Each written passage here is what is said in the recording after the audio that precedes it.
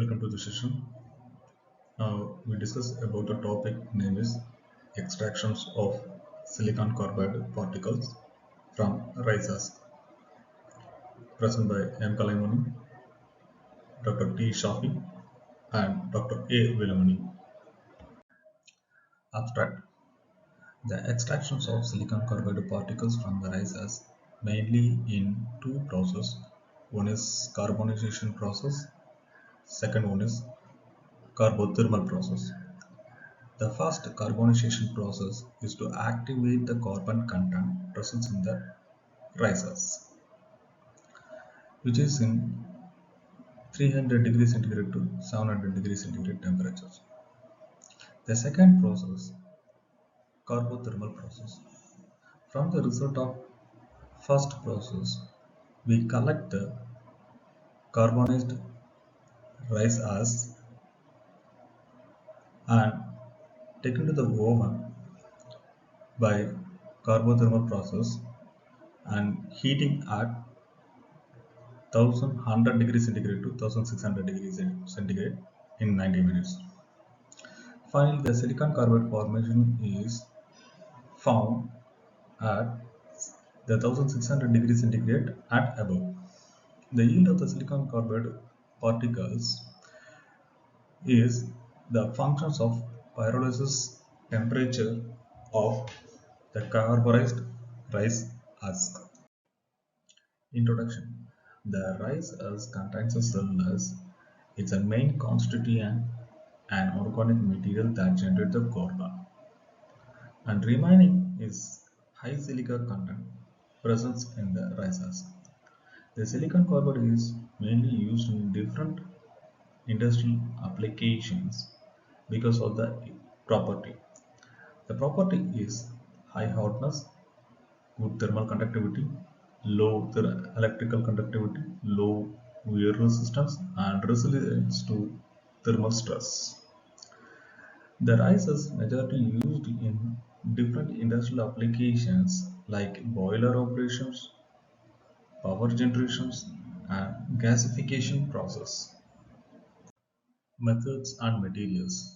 Here we discussed about the entire process of silicon carbide extract from the rice husk. First, we collect the rice husk from the cultivated land or rice mills. Second, take into the sieve process to remove the extra dust and unwanted foreign bodies. Then we take into the carbonization process. Here we activate the carbon content present in the rice husk, and finally we collect the carbonized rice husk. Then the carbonized rice husk is taken to the carbothermal reduction process. In the carbothermal reduction process, we reduct the carbon and to activate the silicon carbide particles present in the carbonized rice husk. Finally, we extract the silicon carbide particles as we get the result.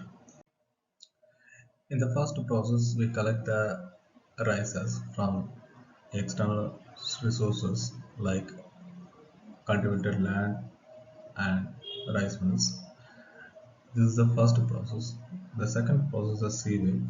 So the sieve is nothing but is going to be filter out the unwanted things present in the rice husk like dust and foreign bodies as it is. Carbonization process. The carbonization process is to change the rice husk to carbon content. This process is going to be considered in the conical steel chamber with a scroll arrangement. The vacuum pump is employed at the top portion and heating coil is wound in mid portions and carbonized rice husk collector at the bottom portions. The rice husk is going to be feed on the top portions. Before feeding that, the rice husk will be preheated around 100 degrees centigrade in 2 hours. Then it will be taken to the carbonization chamber. feed on the top side. The particles travel from the top to bottom in scroll format. When it is reaches the heating zone, it's fired up and changed into the carbon content. The carbonized rice is collected at the bottom portions and the vacuum pump is going to be maintained at the constant temperature in the steel chamber.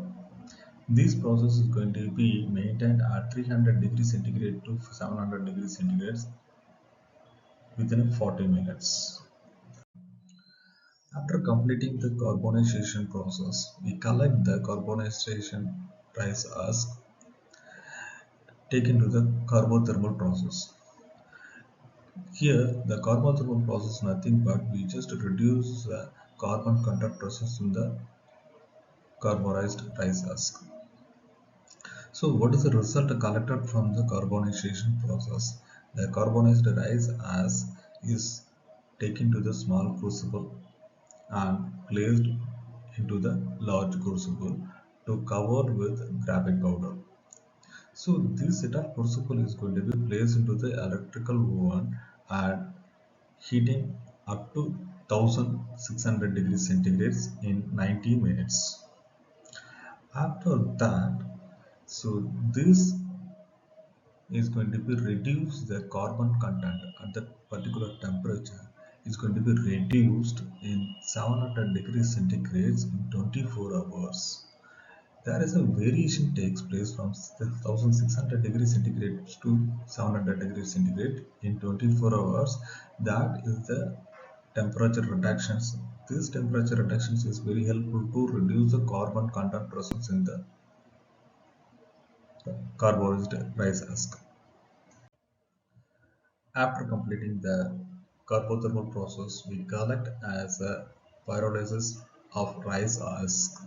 In this pyrolysis rice husk, we have this amorphous of silica crystallizations and amorphous of carbon crystallizations and silicon oxide and silicon carbide formations.